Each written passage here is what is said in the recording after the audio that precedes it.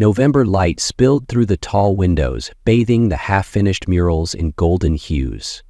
Celeste Munro's loft, a sanctuary of color and calm, felt almost sacred under the soft autumn glow. She was a muralist, known not just for her art, but for the kindness etched into every brushstroke and every quiet smile. From the tiny kitchen came the rich scent of coffee. Julian Reyes, her husband and a green tech entrepreneur focused on urban renewal, stood measuring espresso like he was conducting a daily ritual. He never rushed his coffee. All good things take time, he often said, more philosophy than habit. They had been married for 3 years. Theirs was not a loud kind of love, not a marriage of headlines or spotlight. It was quiet, constant, like moss on an old brick wall, slow, growing, deeply rooted, and warm. Together they dreamed, a sustainable art space for underprivileged children, a daughter who would grow up surrounded by color and possibility. For 8 months, each test came back the same, a single line. Still, Celeste never stopped believing. Maybe next month, she whispered to herself, curled in Julian's arms each night. This morning, like so many before it, Celeste stood by the window with a mug of warm tea, eyes tracing the stream of people hurrying down the street below. She didn't know, she couldn't know, that everything she loved, everything she believed was safe, was quietly counting down its final days. Talia Brennan entered like a December wind, cold, sharp, and deliberate. She had just returned from a residency in Barcelona, where her visual art series on feminist identity had earned critical acclaim. As Celeste's closest friend since college, Talia had always been the sophisticated one, fiercely independent, slightly enigmatic. But there was one truth Celeste had never known. Talia had been in love with Julian since their senior year. That feeling never left. It just learned how to hide.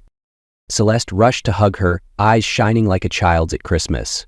"I missed you so much," she beamed, pulling Talia into the newly finished room dedicated to her school wall project, a series of murals for underserved kids.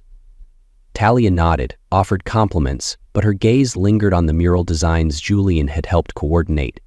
His fingerprint was everywhere. In the sketches, the structure, even the lighting. He was in the walls. He was in her.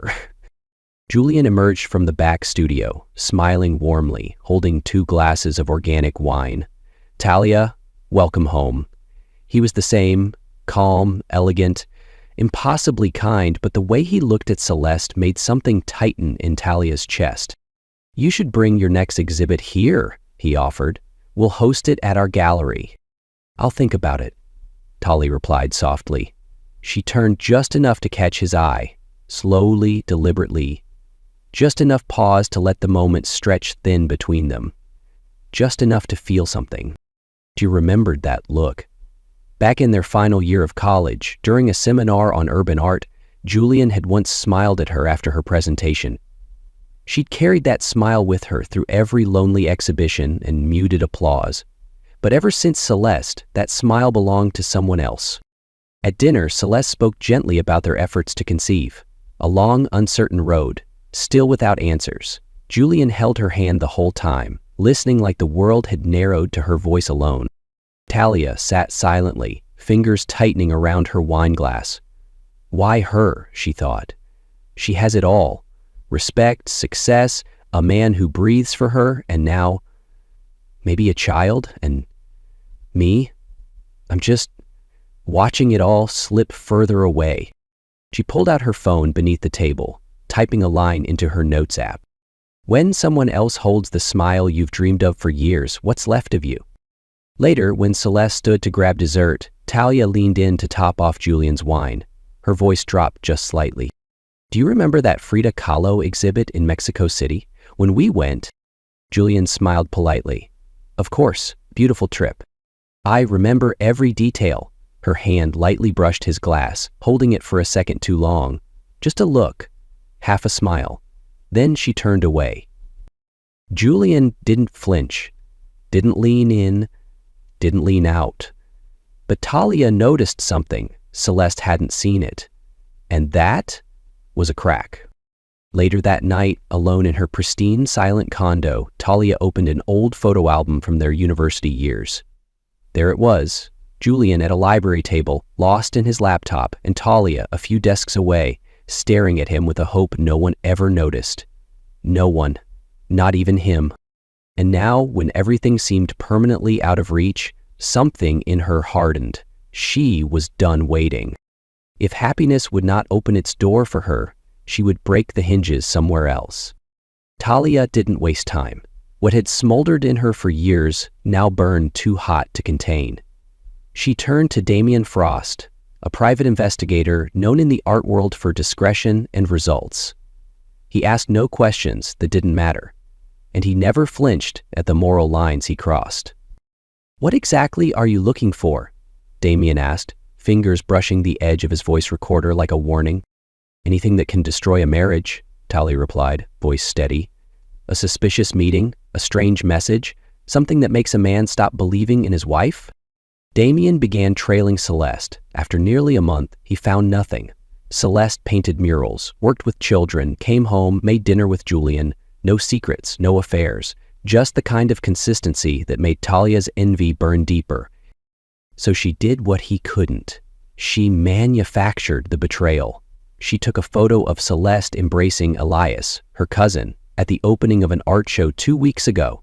It was innocent, lighthearted, even joyful, but with a darker filter, a tighter crop, and a slight blur to the background, it became something else entirely, something more dangerous. She printed the photo and placed it in a plain white envelope with a handwritten note. "You deserved the truth." On Monday morning, Julian received it at his office. He tore it open casually, then froze. The image stared back at him like a wound. Celeste. In someone else's arms, her expression unreadable, intimate, foreign. His breath caught in his chest. His hands trembled. He stared for minutes, turned the photo over, back again.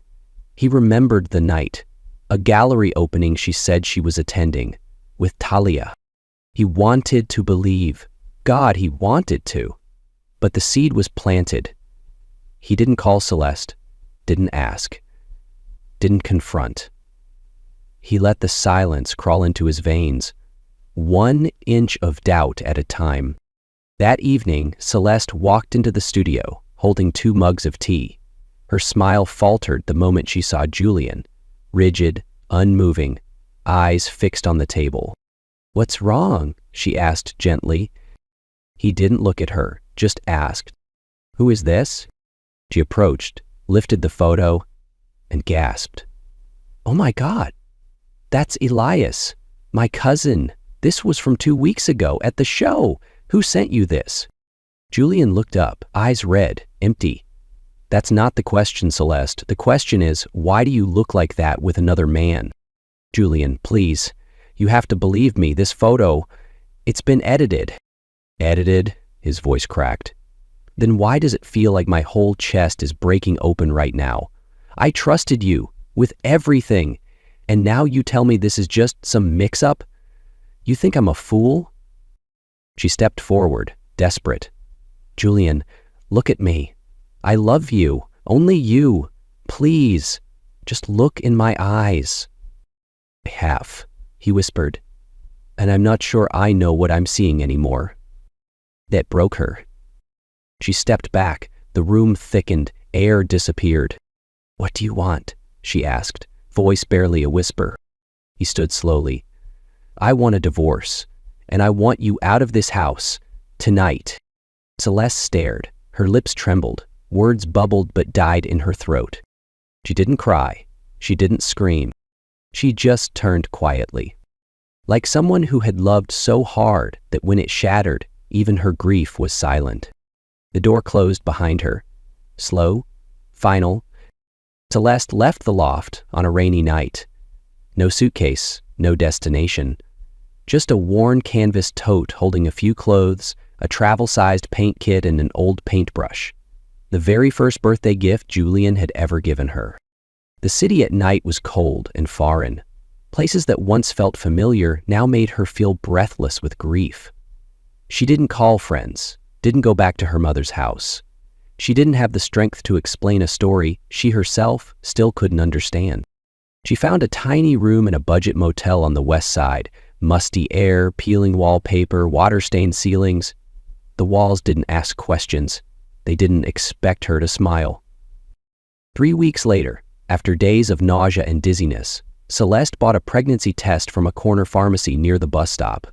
She didn't hope, she didn't dare, but when 2 red lines appeared, she stood frozen in the bathroom, test in hand, tears falling without sound. Part of her wanted to tell Julian, another part couldn't.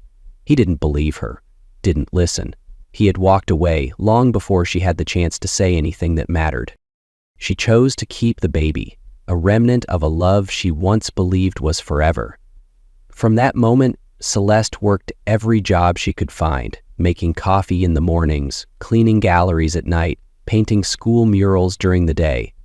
No one knew she once had a name people respected in the art world.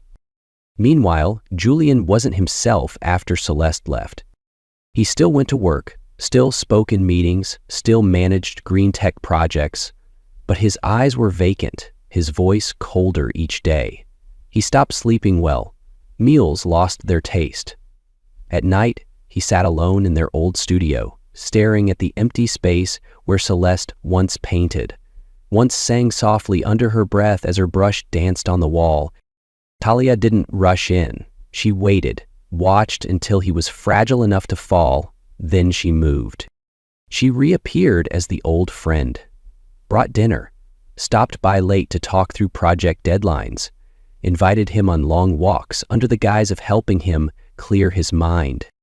And when Julian's eyes began to linger on her for just 1 second longer, she knew. One night, after sharing a few glasses of wine in Julian's apartment, Talia refilled his glass again and again, knowing he wouldn't stop her. He was lost, grieving, exhausted, and barely present. And when he stumbled, she didn't help him back up. She guided him to the place she wanted him to fall. Julian, dazed and exhausted, could barely register the world. Talia didn't stop him. She just let things happen, unbuttoned his shirt like it was the most natural thing. He mumbled someone's name, not hers, but she didn't stop. The next morning, Julian woke with a pounding headache, his shirt half off, the room dim and unfamiliar. Talia sat beside him, wrapped in a blanket, her expression uncertain. "Last night, if you weren't ready, I'm sorry," she whispered. Julian couldn't recall anything clearly, but her eyes, soft, embarrassed, hurt, held a truth he didn't have the strength to question. A week later, Talia stood in front of him, holding a pregnancy test, voice trembling just enough. "I didn't plan for this, Julian, but it's real." And Julian nodded, not out of love, because some men were raised to carry the weight of their mistakes. And Celeste, standing behind a coffee bar in the middle of downtown Chicago, her belly quietly growing, said nothing. No one knew who the father was.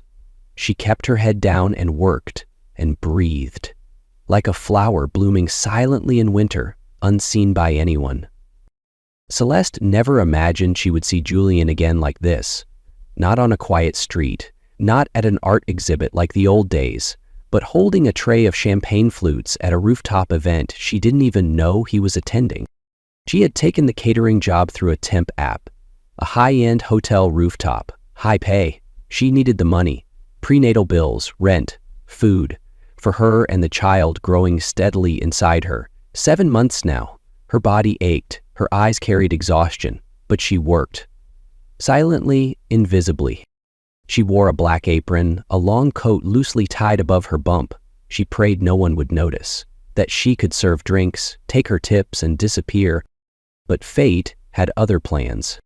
When she stepped onto the rooftop, her heart stopped. Across the room, beneath golden string lights and soft jazz, stood Julian. His profile caught the light in that cruel, beautiful way she remembered. Next to him, Talia, hand resting on a perfectly flat stomach, dressed in ivory satin like a woman waiting to be worshipped. Celeste froze.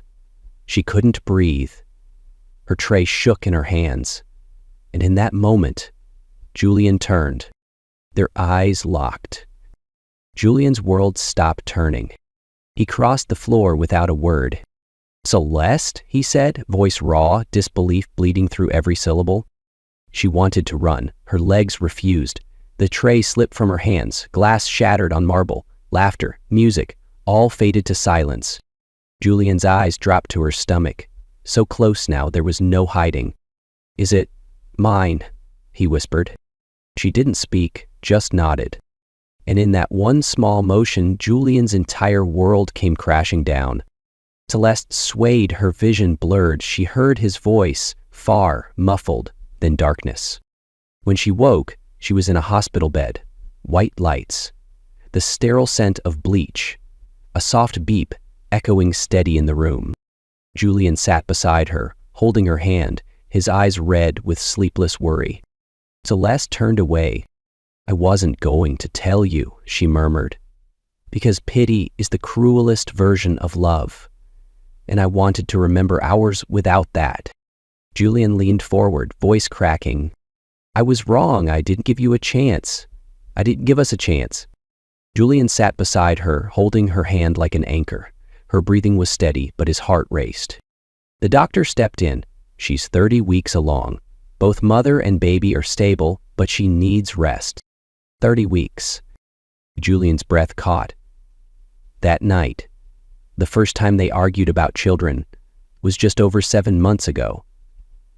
That was before the envelope, before the lies. The door opened. Talia walked in, composed as ever. "She's all right?" she asked. Julian didn't answer. His eyes didn't leave hers. "She's 18 weeks pregnant," he said flatly. Talia's gaze faltered. Julian stepped forward. "And you? How far along are you, Talia?" She hesitated. "We said around 12 weeks. I don't know exactly. My next appointment is soon." "You don't know?" he asked. "Why haven't I been to a single appointment? Why haven't I seen a scan? No paperwork, no ultrasound." Silence. Julian looked down. Her stomach. "It matches 30 weeks. Yours doesn't match anything." Talia's face went pale. "Julian, I didn't want to lose you. I was scared you'd go back to her." "So you lied," he said, voice breaking. "You looked me in the eye, night after night, and built a life on fiction? You let me hold on to a future that never existed?" Talia reached out, but he stepped back. He turned to Celeste. Peaceful, fragile, real. And for the first time, Julia knew exactly what truth felt like. Celeste awoke to the sterile light of the hospital creeping through the curtains. The scent of disinfectant clung to the air, cold and impersonal. Her body ached. Her bones felt heavy, but it was her heart that felt the most distant from life. When she turned her head slightly and saw Julian sitting there, unmoving, hands clenched together, eyes hollow from sleeplessness, she realized there were still deeper shades of pain she hadn't known until now. She turned her face away. Her voice came out hoarse and cracked. "You don't have to be here." "Celeste," he whispered, "I know you're angry. You have every right to be." "I didn't believe you." She stared out the window. "You didn't just not believe me, Julian. You left me. You let me go when I was at my weakest. If one photo could make you walk away, then your love was never strong enough to stay." He bowed his head, knuckles white from pressure. "I was wrong, but I can't let it end like this. I'll find the truth. I'll prove it to you." She said nothing. No forgiveness, but no rejection either. That silence was the only thread of hope he clung to when he left the hospital. 2 days later, Julian walked into the office of Damien Frost, a name Talia had once spoken with calculated casualness. The office was quiet, cold. The hum of a ticking clock echoed in the hall. Julian didn't waste time. "Who hired you to investigate Celeste?" Damien raised an eyebrow, then calmly slid a file across the desk. "Talia Brennan. She prepaid $5,000. Asked me to confirm whether Celeste was cheating." Julian opened the file, hands trembling. The photo, Celeste hugging Elias, her cousin, was harmless in its original form, warm, familial. The edited version was tighter, darker, suggestive. A lie crafted with intent. She wanted me to enhance intimacy. I refused. What came next? She did herself. She sent it from an anonymous email. One line, "You deserve the truth." Damien paused. I've seen lies, but this one? This one was designed to steal a man. Julian left the building with a storm inside him, not loud, not violent, but cold and decisive. Betrayal in silence. That night, he walked into the apartment he once thought of as a second chance. Talia sat on the couch reading, serene in her silk nightgown. Her body still bore no sign of pregnancy. "Talia," he said, "I spoke to Damien Frost." She froze. Her book paused mid-page. Why? He placed 2 photos on the coffee table, before and after. "I know," Julian said. "You created this. The baby, the photo, even that night, all of it." Talia didn't deny it, her voice barely a whisper. "I was scared. I knew you never truly loved me, but I thought, if we had a child, maybe you'd stay." "You lose me," Julian said, softly, "the moment you chose to deceive me." She said nothing, just stood still as he walked away. The door closed behind him without a sound, but the silence between them shattered. A light rain fell. Julian stood in front of Celeste's small apartment. The glow from her window cast a warm light onto the damp pavement. He didn't go in. He just stood there, holding a freshly printed ultrasound from the hospital. It was his child, without a doubt. He knew no apology could ever be enough. No action could erase the past. But he would start with silence, with patience, with simply staying, truly staying. And if she was ever willing, one day he would be there, ready to love her all over again. Julian started therapy. Not because anyone told him to, not for image, reputation, or performative guilt, but because for the first time in his life, he realized he needed to relearn how to be a decent man from the roots up. Every Wednesday morning, he sat in a pale gray room across from an old psychologist, talking about his parents, his childhood, about what it meant to be strong, to the point of forgetting how to listen to your own heart. Every Friday afternoon, he showed up at prenatal classes. The only man in a room full of mothers-to-be. He quietly learned how to swaddle a baby, how to support through contractions, how to be useful instead of afraid. No one knew his name. He liked it that way. There, he was just a father trying to start over. He also began covering Celeste's medical expenses, hospital bills, prenatal vitamins, ultrasounds, transport, everything paid under the label Anonymous Community Sponsor. She never knew who was behind it, but sometimes she stared at the paid in full line on her receipts a little longer than usual. And then, one day, though it was hard to say when exactly, Celeste started replying to his messages, short at first, but not cold. When he asked, "Did you eat today?" she answered, "Yes, thanks." When he sent her a book about newborn care, she replied, "It's good, I'm reading it." When he stood quietly in the hallway outside her clinic and greeted her with nothing but a glance, she didn't look away.